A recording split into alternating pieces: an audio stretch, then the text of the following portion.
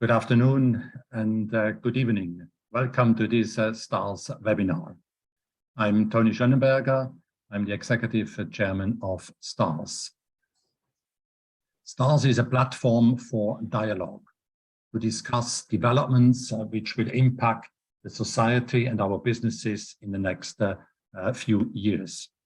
We have actually just finished the 27th symposium with 100 leaders of the next generation representing 25 nationalities. And today we have the great privilege to talk to Dominique KULL. Dominique is the founder and CEO of SGProtein in Singapore. Dominique, it's great to have you on this webinar session. No doubt, we are witnessing a kind of a revolution in the food sector with lots of innovations, plant-based meat, cultured meat, etc. At the same symposium last month, actually, Mark Schneider, the CEO of Nestlé, told us that Nestlé's sales of plant-based food is approaching 1 billion Swiss francs soon and growing pretty fast. So, Dominique, we are very much looking forward to your insights. At this time, I'd like to introduce you to our moderator, Tom LUDESCHER. Tom is a Swiss. He's an entrepreneur based in Singapore, and he's also co-president of the STARS Singapore alumni chapter. Tom, thank you very much, and I hand over to you. The floor is yours. Thank you. Thank you very much for this kind introduction, Tony. Good morning to Europe. Good afternoon to Asia. We have a very rainy afternoon here in Singapore, ready for the weekend. A warm welcome to all STARS alumni and also to all our guests for today's webinar. My name is Tom LUDESCHER. I'm the co-chair of the STARS Singapore alumni chapter. I also already introduced, I have here with me today Dominique KULL, the co-founder and CEO of SGProtein. We will talk today in this webinar about the fast-growing novel food technology ecosystem here in Singapore, and particularly SGProtein's role in it. Welcome, Dominique. Thank you for being here.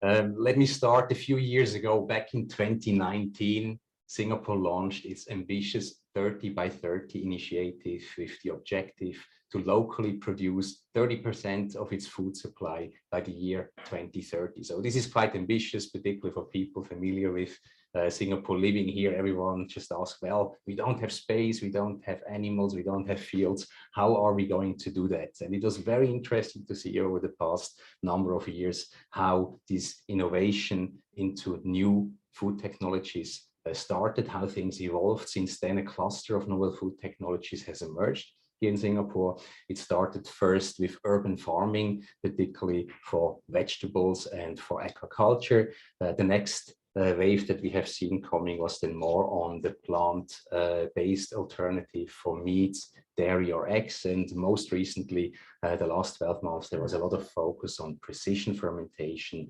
and on cultured meat. And so there's a lot going on. It's really changing the world, and for us it's very interesting to be close to such a fast growing ecosystem. And with Dominique now we want to learn more about what's going on. So Dominique, can you tell us a bit more about this newly emerging novel food technology ecosystem here and what it takes for a food tech cluster to grow and to succeed? First of all, thanks Tom, and thanks STARS for having me. And you mentioned looking back to 2019. I would actually even look further back, because when we talk about the food tech ecosystem, there are two interesting facts about Singapore. If we look back, Singapore was always very good in building new ecosystems, building hubs. It has been done with banking, it has been done in the pharma industry. But if you look at food manufacturing over the last 50 years of Singapore's history, it actually became less and less and less. So the question often asked is, why now? Why the 30 by 30? And food manufacturing has here a lot to do with food security. And Singapore realized that they are too much dependent on the outside. Therefore, they launched this 30 by 30 initiative. But it's, for me, very interesting in Singapore. It's one thing to have a plan, but the other one is how to execute it. And Singapore has been very, very good at that. So they set a very clear vision in 2019, with 30 by 30, that they want to manufacture 30% of the food people consume by 2030. And that they do with very strong government and industrial partnership. But then in parallel, they always ensure that they attract talents from around the world, and attracting these talents, it's actually one main purpose is also to actually growing their own talents in the country. For example, food tech was not something somebody ambitious to study, but today it became something a lot of people want to go into. In parallel, also to actually double down on their vision, they also put a lot of grants, incentive, and infrastructure in place. With that, they attract from startups to multinationals from around the world to make sure that they come to Singapore as a launching pad. So it's very important to have the industry, have the research, and have the talents here. At the same time, we talked about this is all novel food, so it's always in the regulatory aspects. There are a lot of questions, and here the Singapore government works very closely with the industry to establish new international standards. We have seen it. Singapore has been the first country in the world that approved cellular grown meat, and therefore being a world leader in that. So there are a lot of different aspects together to create actually such an ecosystem, and we have seen what happens from 2019 to today. It has been a tremendous growth and change here in Singapore. And of course, everyone who already knows Singapore and has lived here or visited here would know that everyone is a foodie here in Singapore. And I think so the best place to start a novel food technology, plus also from a taste and texture basis, is probably Singapore. So soon we will hopefully have here some master in good food manufacturing educations from the leading universities. I think it's not only about eating the food only, it's also creating the food. That's a great development here. The standards are high.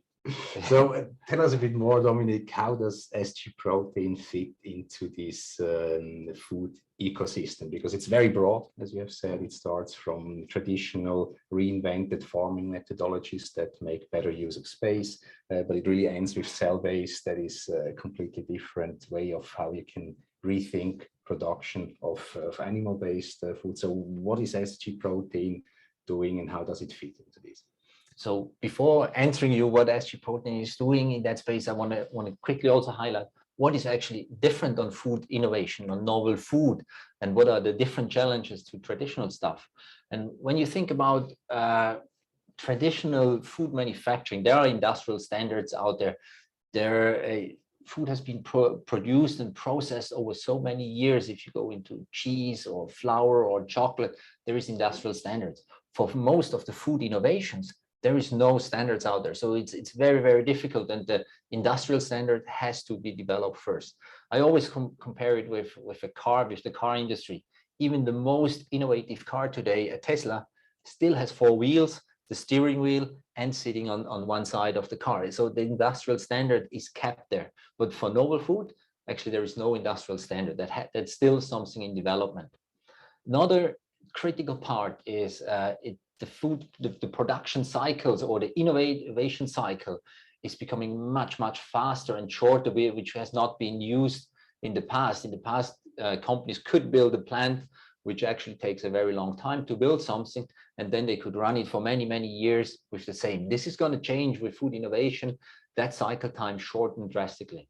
And with that, having no industrial standard and having very short innovation cycles means also it needs continuous improvements, because the products are not yet perfectionized like a Swiss cheese, for example. So it still takes time, and these two things together so create always continuous improvement. So that's where we said, how can we help with SGProtein to overcome some of these hurdles? And because it's food manufacturing, it also scale is the bigger challenge. If you start small, it's very, very, very difficult. I mean, you are more flexible when you're small, but when you go big, you become more stubborn.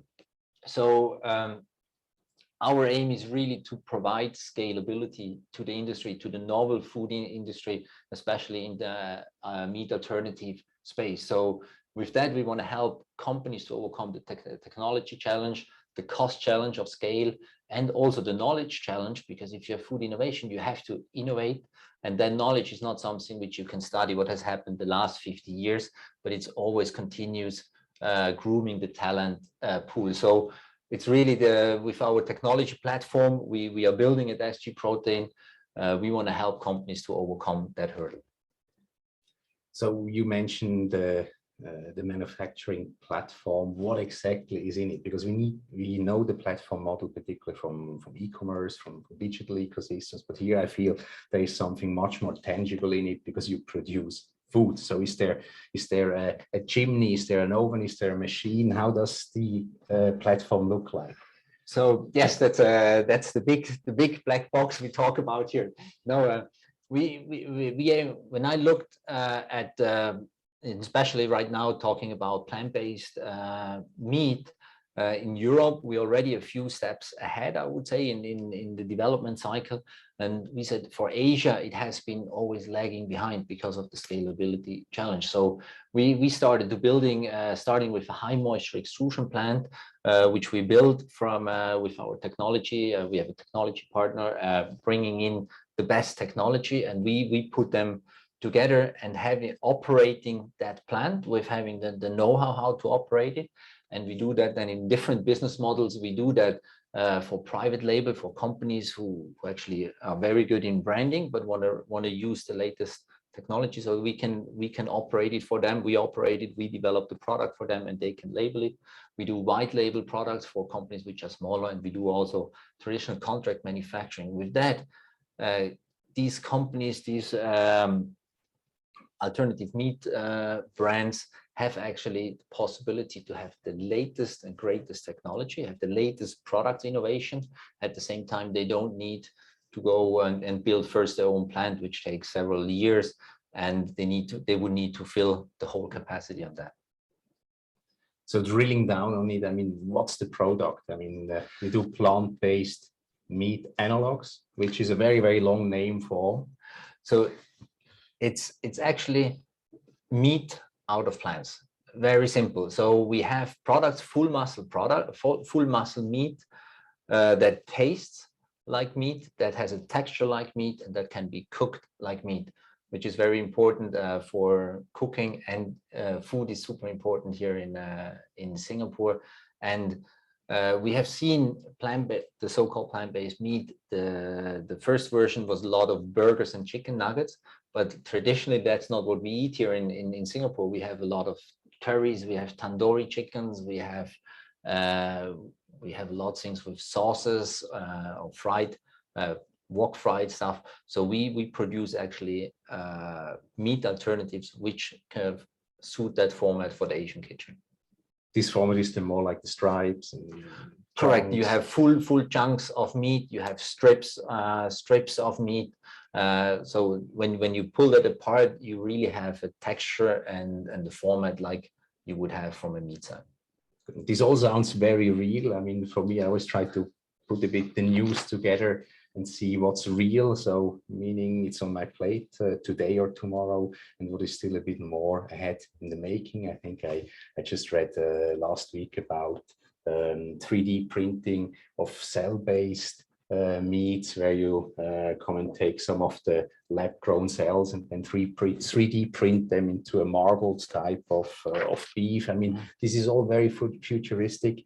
How does what you do, which sounds much more down to earth, stick together with those futuristic ways of producing the next type of proteins? So when we talk about food innovations, I always look at the different innovation cycles wherever something is, and where we are really at the edge from pilot scale into industrial. That's the technology which we apply, and we bring that to real life. So what we do today is on the plate today. So it's very interesting, because if you look on all the food innovation, you mentioned cell-based, and I mentioned it in the intro as well, that Singapore announced to be the first country in the world that approved the cell cultured meat. But yes, it is approved, but you cannot see it yet in masses. I had the chance once in a restaurant to try it, and I think it was for 3 chicken nuggets. you pay something like $20, and I'm sure they're still losing money on that. So it's a technology which will come, which has a horizon of 5 to 10 years, where SGProtein is actually at the technology which is there live today. So the product we produce for the company, they are out there in full masses in industrial scale. And when we talk industrial scale, I always say we talk about tons and not kilograms anymore. Good. So that's the real future now, which is here in plant-based that we can eat.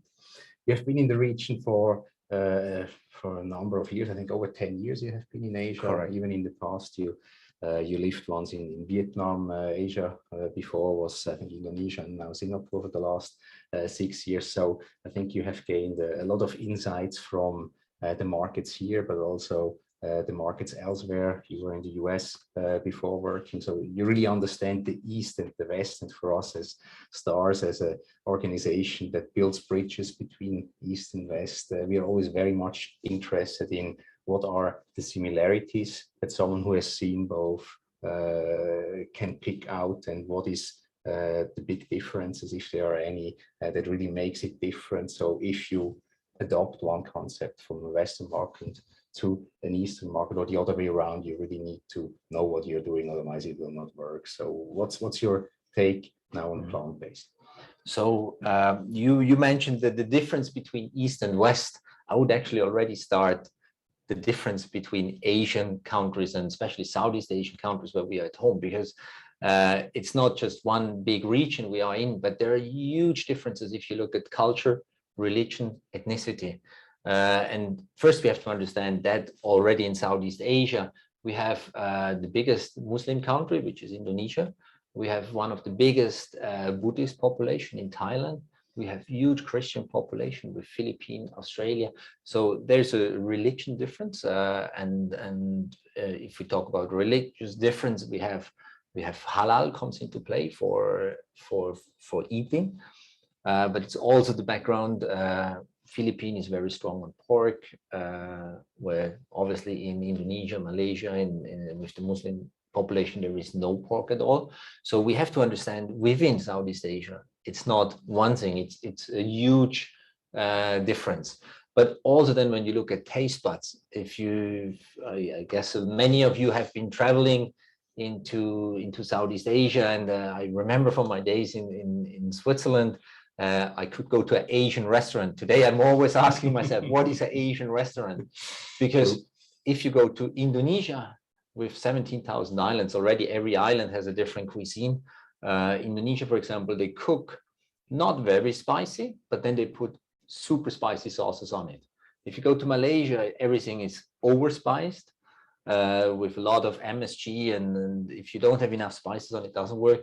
If you go to Thailand, I think most of us know a very good Thai curry or pad Thai, but then Vietnam again is very, very, I would say, blunt in taste. So there is huge differences here in the region, and when looking at novel food, we have to be very, very aware of those differences, and because they also treat new food differently, because there is the health aspect.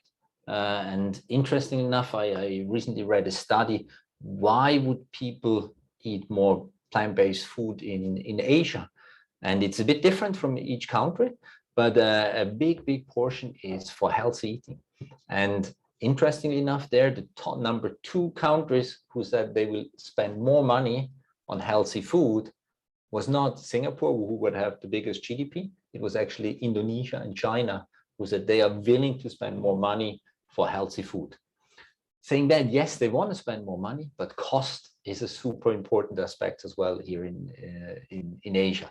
So these are just a few things which are different within Southeast Asia, what we have to look at. But then looking at the difference between Western countries like US or Europe and Asia, obviously we come to complete different cooking styles.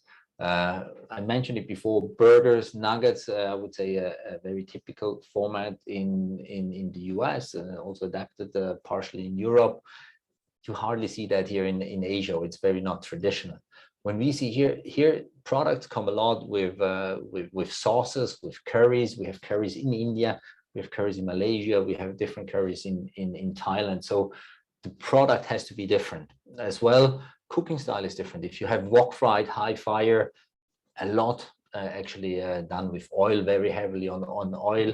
So these differences we have to understand, and we have to understand that, especially when we look at novel food, how can the plant-based meat be adapted to local food? Because only then plant-based meat will have an impact here in Asia. If we keep it at the format of burgers, yes, there are a few people who eat that, but the market would be very, very small. So we have to adapt plant-based meat to the Asian style. Also, there's a difference, a significant difference when it comes to the raw material and perception of raw material. What should it be? One thing is, for example, on plant-based food, we talk often between the two main sources today, soy or pea proteins, where Asia is very, very used to soy. Soy milk is something day in, day out people drink, for example, in Thailand, where pea is not that familiar here in Southeast Asia. So when they try plant-based meat out of pea, usually they get a lower rating than when they take soy, which I think is in Europe and the US. There is more, people prefer to have a pea-based product. But then the same comes when it comes to novel ingredients as well, where we see it with cultivated meat. It's the acceptance for novelty, for innovation, I would say, is in Asia often bigger. The curiosity, can I try something new? How does it taste? Is way bigger, because probably also over the last year, innovation cycles has been much faster, and the world has changed in Asia much faster. So the curiosity about novel ingredients is bigger. Maybe another aspect is when it comes to sustainability. Obviously, the plant-based is a very more sustainable way for consuming our proteins. But the sustainability aspect is in Asia, I would say, rather on position number 2 or 3, and the health aspect is number 1, which I often see in Europe. It's actually the opposite way around, where people, they eat already very healthy. They have enough spending money to eat healthy over the last year, but now it says, okay, but what's next? We want to be actually very cautious what we eat. We want to eat very sustainable. This is here we are in a bit of a different development stage, and that will take a little bit more time. So here the aspect for novel food is really number 1 is health, and then number 2 is sustainability. That's very interesting, and the impact of this, of course, can be massive. I mean, we have some of the largest countries in the world here in Asia, and if big players like China or Indonesia or India turn suddenly much more health conscious, I mean, this will really shift also the way how globally people eat and what products will be in demand. I mean, you mentioned a very good point. That's the demand of protein. The overall protein demand has been rising tremendously here in Southeast Asia, and with the increased wealth, with having more spending power, people started eating more and more meat. If you see the animal protein increase over the last years here in Asia has been the fastest growing, where it was very stagnant or even a little bit reduced in Europe and the US, and partially it comes through the increased population size of Southeast Asia, and secondly it comes through the more spending power they have. So there's still the strive for wealth to eat more meat, and we have seen that in Europe and the US. That back in the old days, my parents, they still had the Sunday broth. That was because on Sunday we eat meat. Today, I think people could eat every day meat in Europe, and then they realized it cannot go on like that. But for a lot of the population here in Asia, it's still the one thing they want to strive to eat more meat, because it's seen as more healthy, as more wealthy. And we want to change that mindset as well, to say it's actually more to strive to eat more protein, which is important, but do that in a sustainable way and go towards plant-based. Very interesting. So let's, from all these insights about markets, about products, let's have a look at you, Dominique. I mean, what is driving you, your family? What else are you doing if you're not producing plant-based chicken or seafood? What keeps you up at night? Share us a little bit more about you. You know, I mean, I'm an engineer. I'm an engineer by heart and a trained engineer. I've been in the food manufacturing space all my life, and it was always fascinating. I felt food manufacturing is something tangible, but it was also a little bit. It's an older industry, and it's not that driving. And when the crossroad came of food innovation, so actually two things crossed it, and that sparked the light for me to say, hey, that's a field I want to be in. And at the same time, it gave me the chance to have real direct impact by starting SGProtein, co-founding it. That was actually driving me. And I'm a father of two young girls, and I want to make sure also having an impact for them, that they're going to have a good life in the future. And I think we all have to do our part in the world to say, hey, what can we do that also the next generation has something good? Because if we just keep on running as we do today, we definitely run into a wall. And that is something that drives me. Myself, I mean, you can see I'm always a happy person. I like to connect with a lot of people, but and probably last but not least, doing sport, living healthy, it's a very important part for me and for my life. I would say that is the things that keeps me up at night, but also drives me in the morning to take the challenge for the next day. Thank you very much for sharing these very personal insights. Dominique, let's have a quick look if we have any questions from the audience. If you have any questions that you want to ask to Dominique, please use the Q&A function in Zoom and share those questions with us, and we will try to use the remaining few minutes to answer as many as possible. In the meantime, one thing, Dominique, maybe that I want to learn a bit more from you is about efficiency from field to plate of protein, because I read a number of reports recently about, of course, the CO2 footprint and overall the water consumption, the ecological footprint that the same protein has if it's being fed to animals, and then the animals are processed and you eat them. And basically, if you try to find a more direct way and get that one on our plates directly. So can you share a bit more with us about this efficiency and sustainability? Certainly, thanks, Tom, for that question. I think we talked about that plant-based is a more sustainable solution of eating the protein. And I would say one of the easy answers there is, if you imagine a chicken or a beef, they eat protein, there is a conversion rate, and what protein ends in the meat side is actually just a fraction of it. The conversion rate is different from every animal, but therefore we actually need, I think for chicken, it's somewhere at 6 times more protein to feed the chicken than when we would eat it directly. So 6 times. It's 6 times, and chicken has one of the best conversion rates. It's much higher for beef. So therefore we have a huge sustainability angle.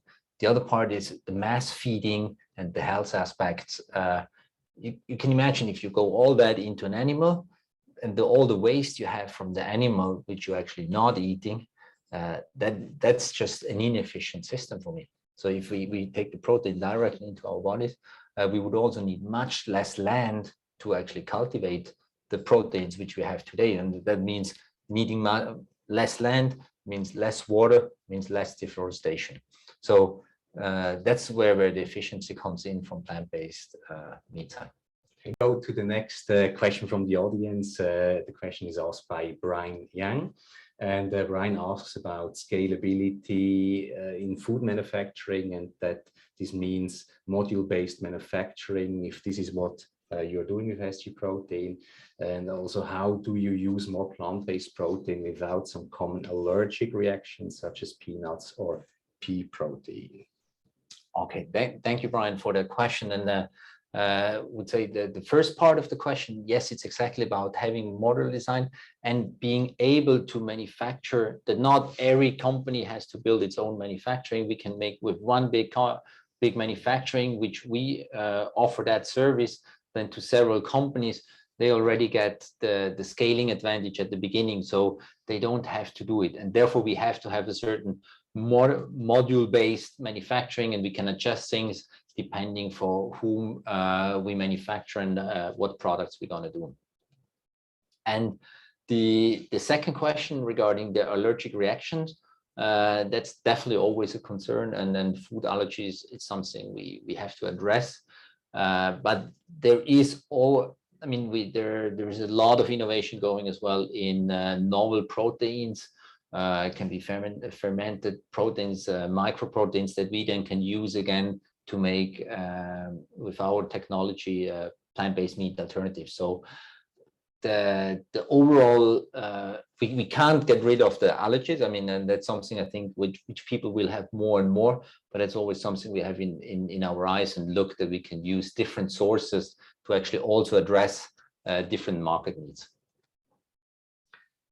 Excellent. So I see we have cleared the list of questions from the audience.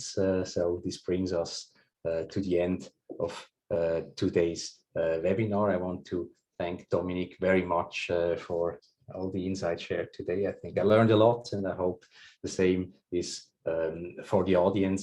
And a very big thank you goes to the audience for all your questions and your active participation in this. And last but not least, of course, to the STARS team in Switzerland, Pat and Tony, thank you so much for taking so well care of us and facilitating all those webinars and events of STARS. Thank you so much, and thanks for having me. We wish you all a wonderful weekend ahead, and yeah, hope to catch up soon. We will have a few more of novel food technology related webinars coming up. The next one in December, and then one more in February. So please stay tuned. Look out for the invites in your email inbox. And once again, thank you, Dominique. Thank you, everyone, and have a wonderful weekend. Bye-bye.